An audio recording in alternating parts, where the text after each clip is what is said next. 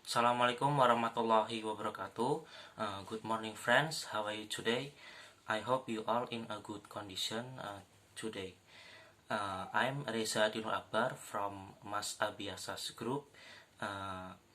Will explain about East Asian English, but here I want to explain the part of it.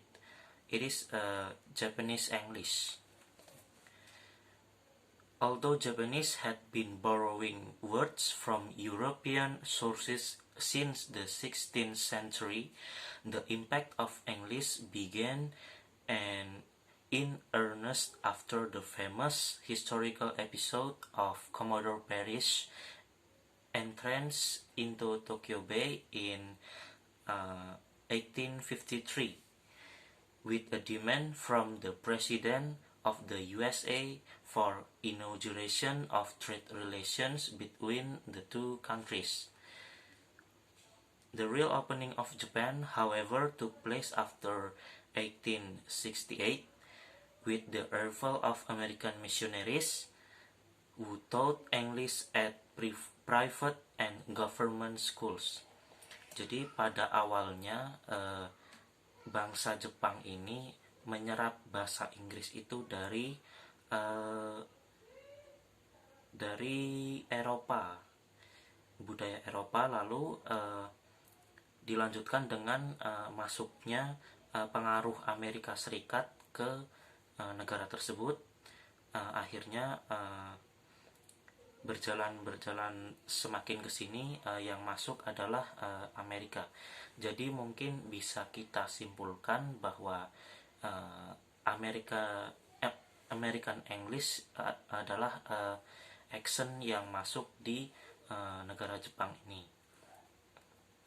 And then the social change underway in Japan in the Meiji period instigate an interest in learning English well enough to read Western books and to speak with these new visitors, reflecting the often quoted pronouncements about the future of English by John Adams in the US. Japanese scholars and educators wrote about their predictions for the eventual triumph of English. And then Mori Arinori, who was to become the first minister of education, went so far as to call Japanese a major language which was doomed to yield to the domination of the English tongue. Although Japanese was, of course, never abolished, English borrowing proceeded at a great rate, to the point that in Hepburn's 1867 dictionary, the romanization or Romaji system was introduced, which continues in use even today. Jadi untuk bahasa Inggris ini sendiri pada periode Meiji itu masuk dengan adanya warga masyarakat Jepang itu membaca buku-buku Barat, lalu berinteraksi dengan orang Barat, dan juga dari pemerintah sendiri melalui Menteri Pendidikan pada saat itu juga memutuskan untuk bahwa Jepang ini mempelajari bahasa asing juga. Lalu pada bahasa Inggris ini di Jepang itu melalui proses yang namanya romanization atau romaji. Romaji sendiri dalam bahasa Jepang itu kata-kata bahasa Jepang namun dalam huruf alfabet yang sampai sekarang masih digunakan. And then the officially promulgated nationalism of the years preceding and during the Second World War saw governmental attempts to banish English. For example, replacing such usual words as announcer with the historic hosoin, literally broadcast person. This era also saw the replacement of baseboru atau baseball with the term yakyu atau backball, still in use today. As soon as the war ended, however, English made its comeback. By now, because of its intimate incorporation into spoken Japanese, English has become nativeized in various respects and plays an important part in the communicative strategies of the Japanese. Jadi pada saat Perang Dunia Kedua, pemerintah Jepang pernah melarang beberapa kata bahasa Inggris yang digunakan dan menggantinya dengan bahasa Jepang itu sendiri. Seperti misalnya announcer, dalam bahasa Jepang dibaca announcer, itu diganti dengan hosoin yang artinya broadcast person. Lalu ada juga baseball yang dalam bahasa Jepang besuboru diganti dengan yakyu atau backball. Okay, the next, Stan Law citing Higa in 1973 and a National Language Research Institute study observes that almost 81% of borrowed words in Japanese are from English, so that approximately 8% of the total Japanese vocabulary is derived from English. The borrowings, however, have been assimilated to confirm the phonological structure of the Japanese language. Stonelaw and lists the major process of segmental modification in English loan words. First is insertion of a vowel to simplify consonant clusters, and then the second is addition of O and I as a final. The third is syllabic afterwards ending in T, D, and CG respectively.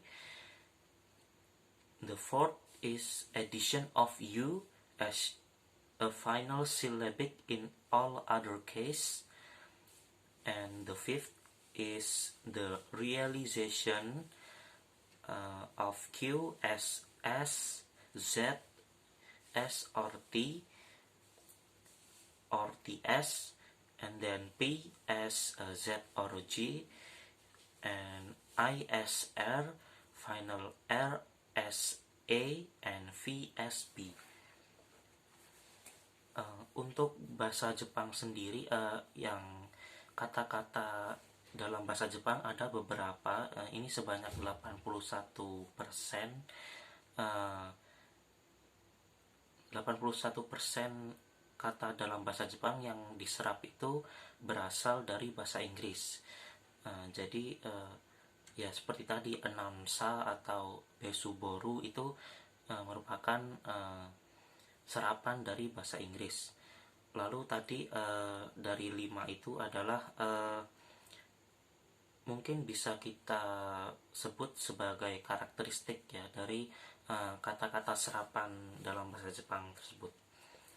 Okay, and the next, the following items show some examples of the point first until fifth above. The examples of they are from Hayashi in 1995. The others are from Stanlow and from presenters. Ini ada contoh beberapa kata serapan yang berasal dari bahasa Inggris namun ditulis dalam bahasa Jepang Romaji. Yang pertama adalah stool, yang dibaca suturu. Lalu ada gray zone yang dibaca gure zone, double E and double O. And then a 7-Eleven dalam bahasa Jepang disebut sebun irebun. Lalu ada dough yang dalam bahasa Jepang dibaca soto, and then this yang dalam bahasa Jepang dibaca zisu, color dibaca kara, word dibaca warudo, power dibaca pawa, smile dibaca sumairu, Christmas dibaca kurisumasu. Jadi itu ada beberapa contoh kata dalam bahasa Inggris yang dipinjam atau diserap dalam bahasa Jepang dalam bentuk romaji. And then the next, the only consonant final syllables are those ending in n.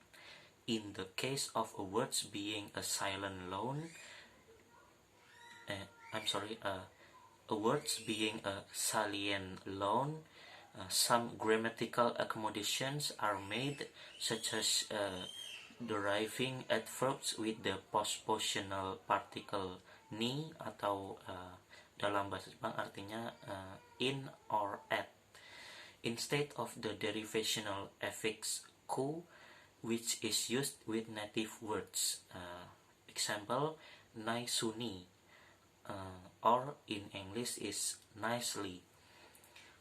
All the examples in the subsequent paragraphs are from Stanlow, except where identified as from a different source.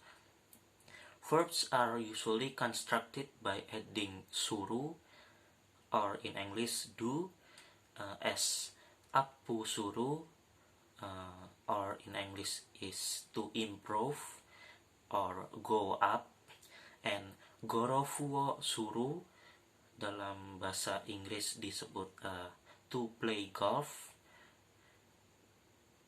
or golf plus object marker plus do. Other affixes or compounded elements may be added freely according to function, as America Jin, or in English is American person, Shin Kanto Ha, or Neo-Kantianism, new plus Kant plus ism. English words may be shortened as depato, or department store, and suki, double E, or skying, and many other words. And then K in 1995 notes that while usually the ends of words are truncated, there are examples such as nisu in furnish and hon in platform, in which the beginnings of words are lost. Marginal but noteworthy influences of English on Japanese are a claimed increase in use of personal pronouns, for example, kare or he, kanojo or she, anata or you, and a few but very popular phrases that utilize as my or my, as my home, my home, and my privacy, or my privacy. Compounding is a productive process applied to or involving loans and may take several forms. Hybrids are phrases containing an element from each language, as Americanko, literally American powder or flour, and then Denki Sutando, or literally electric stand for standing desk lamp, Haburashi, literally toothbrush, and many other words. Some compounds are a phrase or a fixed collocation, as ofudei or off day, teiburu supichi, or literally table speech or after dinner speech. And then K notes that some borrowings occur only in phrase, as carrier woman or carrier woman, and fasuto fudo or fast food. Japanese words would be used for any individual items, meaning or function, such as onna or woman. In spite of phonological assimilation, borrowed items are separated by employing a different set of symbols in writing. The katakana script derived from Chinese characters. Jadi kata-kata pinjaman atau serapan tadi itu kalau dalam bahasa Jepang ditulis bisa pakai romaji, bisa juga pakai katakana atau huruf Jepang yang lebih simple yang berasal dari Chinese characters. They are also different from the native vocabulary in their syllable structure and in being polysyllabic. As a result, the borrowings have had little impact on the structure of the native sound system or lexical structure. The phonological assimilation of a large number of English items has had an impact of Japanese English. The Japanese pronunciation of these items is transferred to pronunciation in English, which results in Japanese English sounding very different from other varieties. Okay, that's all from me. It is about Japanese English. Thank you for watching, and I'm sorry if there are many mistakes in explaining the material. Thank you. Wassalamualaikum warahmatullahi wabarakatuh.